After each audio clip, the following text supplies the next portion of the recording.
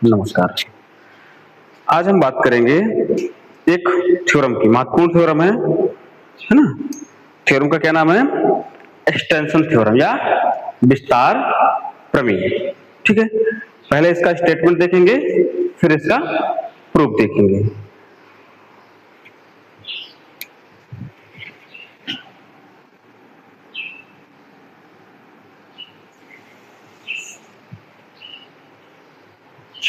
Theorem का नाम है एक्सटेंशन थ्योरम।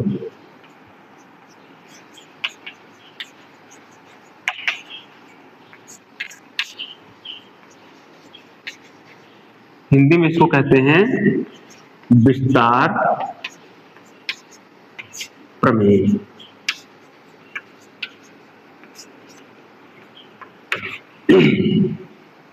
स्टेटमेंट क्या कहता है इसका कि एनी एलाइव ना, any alive subset of a finite dimensional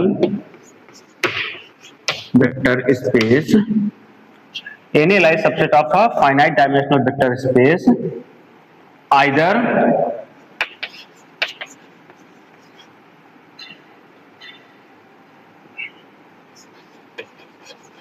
base of vector space or it can be extend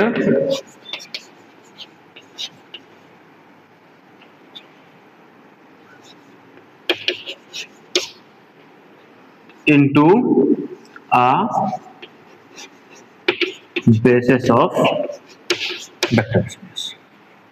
ठीक है, क्या बोल रहा है कि any alive subset of a finite dimensional vector space is a base of V, है ना, either is a base of V और it can be extend into a base of V। ठीक है, क्या बोल रहा है कि कोई भी सबसेट है ना फाइनाइट डायमेंशनल वेक्टर स्पेस का जो एलआई है या तो उसका बेस होगा या उसको बेस के रूप में एक्सटेंड किया जा सकता है, एक्सटेंड करके उसको बेस बनाया जा सकता है। सिंपल सा है, थोड़ा सा हम इसको ऐसा समझे। मान लीजिए हमारे पास कोई भी वेक्टर स्पेस V है ना, ये V है which is a finite dimensional vector space, है ना, फाइनाइट डायमेंशनल के लिए है ये। और उसके अंदर एक छोटा सा मान लीजिए सेट है हमारे पास, ये सपोज कर लीजिए S है। ठीक है, वो ये बोल रहा है ये एलआई है, क्या है ये? एलआई है, एलआई सबसेट है। वो ये बोल रहा है ये एस या तो V का बेस होगा, है ना, या तो V का बेस होगा, और अगर नहीं है तो it can be extend into base of V, है ना, या तो फिर इसको हम एक्सटेंड कर सकते हैं इसके बेस के रूप में। ठीक है, आसान है। इसका प्रूफ भी अभी हम देखेंगे कि इसको हम प्रूफ कैसे करते हैं। आसान एकदम। मान लेते हैं प्रूफ के लिए अपन क्या करेंगे, एक वेक्टर स्पेस कंसीडर करेंगे विच इज फाइनाइट डायमेंशनल ना। सपोज कर लेते हैं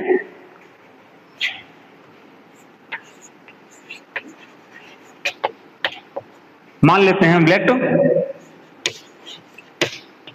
VF be a finite dimensional vector space and let S1 is equal to beta 1, beta 2, beta 3, beta n। चूंकि फाइनाइट डायमेंशनल वेक्टर स्पेस है ना, और हम एक थ्योरम पहले कर चुके हैं, एग्जिस्टेंस थ्योरम। क्या कहती है वो? अस्तित्व प्रमेय। क्या कहती है कि every finite dimensional vector space has a base. तो हम ये मान लेते हैं कि let S1 is equal to ना beta 1, beta 2, beta 3 dash dash dash beta n, है ना, इज अ है ना, be a basis of V। चूंकि V क्या है, सॉरी S1 क्या है, बेस है किसका, V का, तो S1 क्या होगा, Li होगा और V को जनरेट करेगा, है ना। दिस इंप्लाइज, है ना, therefore S1 is Li, definition of base, चूंकि S1 क्या है, बेस है, तो Li होगा, एंड V को जनरेट करेगा, V स्पान बाय S1। ठीक है, यहां तक कोई दिक्कत नहीं है। अब क्या करेंगे हम, V का एक ऐसा सबसेट कंसीडर करेंगे विच इज Li, क्या है, Li है। मान लेते हैं, लेट इसको S2 नाम दे देते हैं, S2 is equal to α1, α2, α3, αm। B a Li subset of B। क्या मान लिया हमने, ये S2 क्या है, Li का एक, सॉरी V का एक Li सबसेट है। ठीक है, ऐसा है, मतलब हमारे पास ये वेक्टर स्पेस V है, यहां पे ये S1 है, ठीक है ना, और ये क्या है, S2 है। ये बेस पहले से है, बेस पहले से, यानी ये Li plus Ls is equal to V पहले से है, S1। ये केवल Li है, क्या है, Li है। ठीक है, अब हमें ये दिखाना है कि ये S2 या तो V का बेस है, या तो V का बेस है, और अगर नहीं है तो हम इसको एक्सटेंड कर सकते हैं इनटू बेस ऑफ V। ठीक ना, यानी ये Li तो है, हम केवल ये दिखा दें कि S2 V को जनरेट कर रहा है, तो बेस बन जाएगा। अब क्या कर रहे हैं अपन, है ना, Li सबसेट है। अब हम एक, अच्छा, ये जो S2 के एलिमेंट हैं ये भी V के ही एलिमेंट है ना, जो S1 के एलिमेंट हैं ये भी V के ही एलिमेंट है ना, दोनों ही V के सबसेट है। तो चूंकि S1 क्या है, बेस ऑफ V है, तो S1 अगर बेस ऑफ V है तो each element of V uniquely express as linear combination of vectors of S1। चूंकि ये S2 भी क्या है, इसी का सबसेट है, तो S2 को भी रिप्रेजेंट कर सकता है S1 as a linear combination, है ना।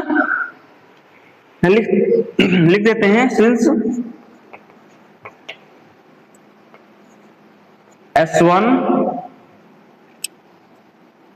is a basis of V and S2 is a subset of V. So each element of S2 uniquely express as a linear combination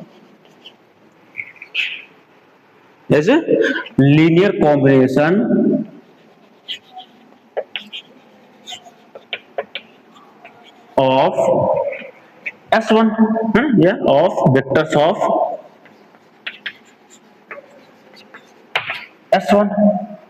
ठीक है, ये बात समझ में आई। अब क्या कर रहे हैं हम, इस S2 का एक्सटेंशन ले रहे हैं, है ना, लेट। ठीक है, क्या कर रहे हैं अपन, अब हम एक नया सेट कंसीडर कर रहे हैं, ठीक है ना।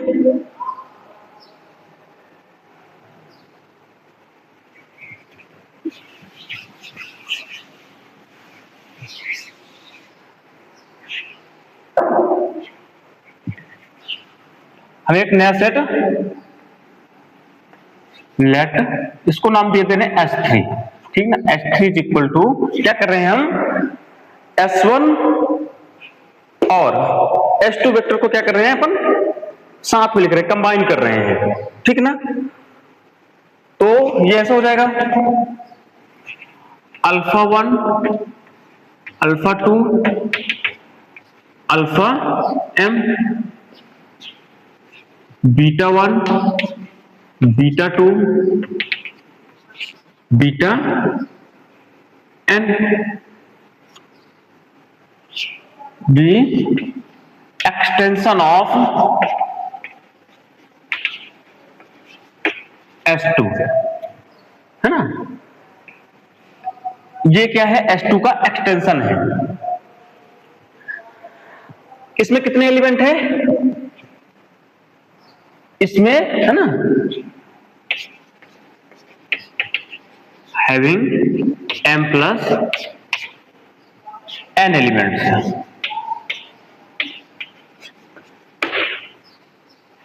ठीक है।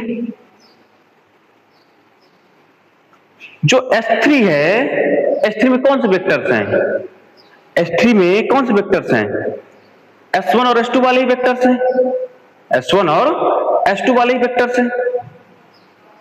क्योंकि S1 क्या है, बेस ऑफ V है और V को जनरेट कर रहा है ना, since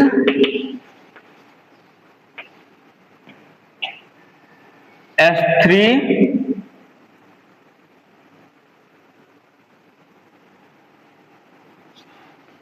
has S1 and S2 vectors है ना, and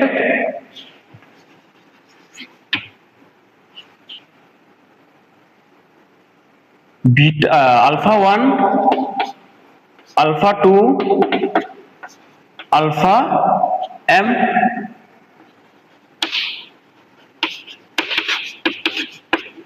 written as linear combination of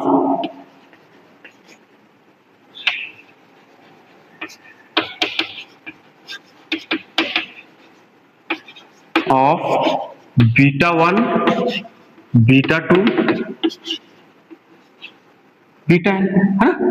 यानी ये जो अल्फा 1 अल्फा 2 है ना, dash dash dash alpha m वाले वेक्टर्स हैं, ये बीटा 1 बीटा 2 है ना, ये वाले वेक्टर के लीनियर कॉम्बिनेशन में लिखे जा सकते हैं, है ना, है ना। सो ये जो S3 होगा, S3 क्या होगा, S3 is LD, linearly dependent होगा, है ना, and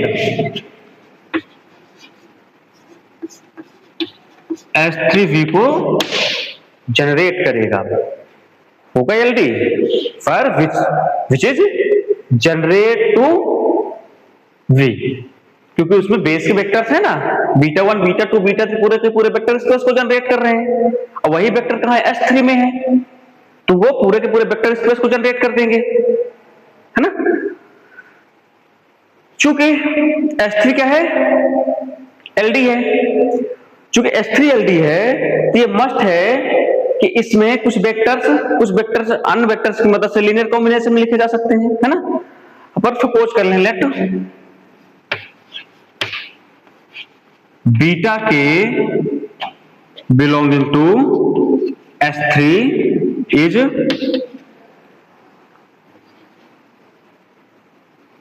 B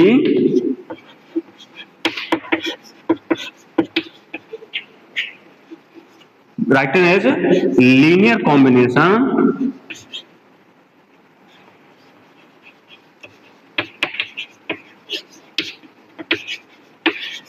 of remaining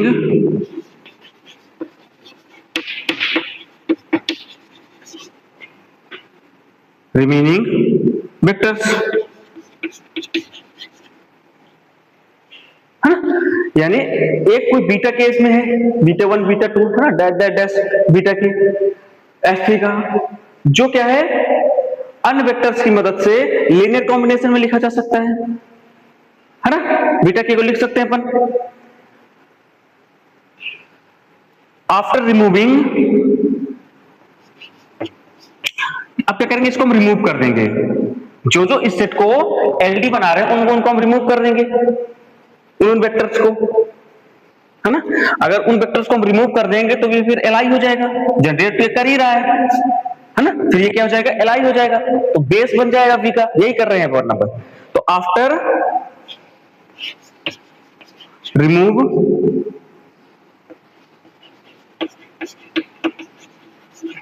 beta k belonging to S3 we get a new set, तो हम एक नया सेट पाएंगे, से इसका नाम हम दे रहे हैं एस डैश, ठीक है ना। एस डैश में कैसे एलिमेंट बचेंगे भाई, बीटा के रिमूव कर देंगे तो इसमें बचेगा alpha 1 alpha 2 alpha n beta 1 beta 2, है ना, बीटा हाँ के माइनस 1 बीटा के प्लस 1 और लास्ट में आएगा बीटा n, इसमें है ना, ये बीटा n ये m है, ठीक है। ये एलिमेंट्स बचेंगे, नया सेट पाएंगे एस डैश, हमने बीटा के रिमूव कर दिया तो ये सेट मिला। बीटा के क्यों रिमूव किया, क्योंकि बीटा के अन्य वेक्टर्स की मदद से लीनियर कॉम्बिनेशन के रूप में रिप्रेजेंट किया जा सकता था, ठीक है ना। उस बीटा के को रिमूव कर दिया तो हमें ये नया सेट मिला। इस सेट में कितने एलिमेंट्स होंगे, है ना, एस डैश है having m plus n minus 1 elements,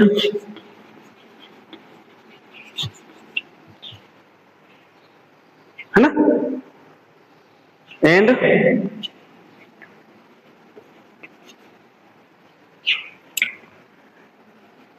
L S dash is equal to V, यानी जो एस डैश मिलेगा वो वी को जनरेट भी करेगा, ठीक है।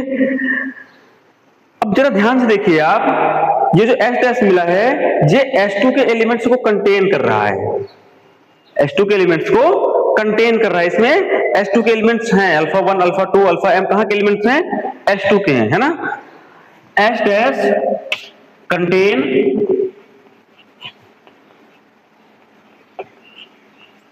S2, ठीक है। अब अगर यहां से आफ्टर बीटा के रिमूविंग जो नया सेट मिला है एस डैश, अगर एस डैश हमारा एलआई हो गया, अगर एलआई हो गया तो क्या कर देगा, बेस फॉर्म कर देगा वी का, क्या कर देगा, बेस फॉर्म कर देगा, है ना।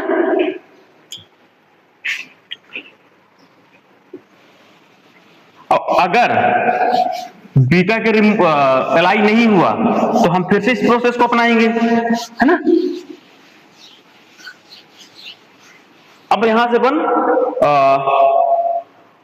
एग्जिस्टिंग थ्योरम लगा सकते हैं अपन, है ना।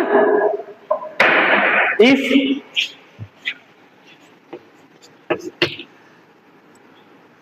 S dash is LI then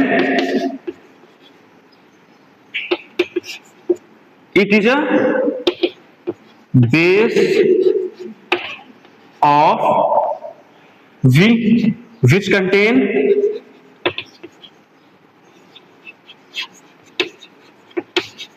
S2। अगर ये Li हुआ तो it is a base of V which contain S2। S2 जो हमारा Li सबसेट लिया था उसकी बात कर रहे हैं अपन। if S dash is not Li, if S dash is not Li, अगर Li नहीं हुआ देन क्या करेंगे अपन,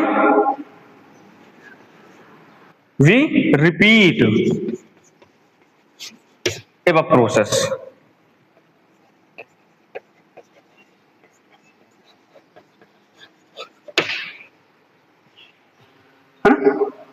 अगर एस डैश एलआई होगा तो ये तो बेस बन जाएगा V का विच कंटेन S2 और हमारी थ्योरम प्रूफ हो जाएगी कि अपन कोई भी एलआई सबसेट ले रहे हैं उसका एक्सटेंशन लिया तो वो क्या बन गया, बेस बन गया। एक्सटेंशन ही तो है एस डैश S2 का। अगर एलाइ नहीं हुआ तो अपन फिर इस प्रोसेस को रिपीट करेंगे।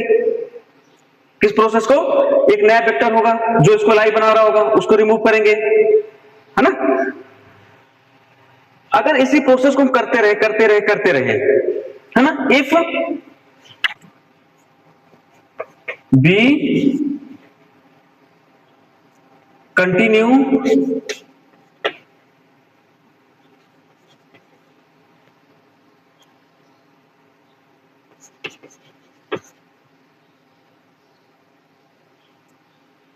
if we continue repeat this process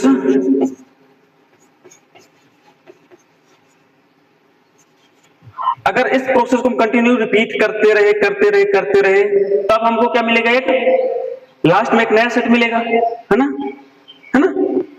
then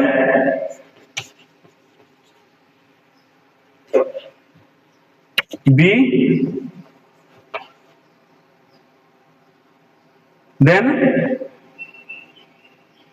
will get a set, है ना, we will get a set which, इसको नाम दे पाना से एस स्टार नाम दे देते अपन, है ना, say S star which is li and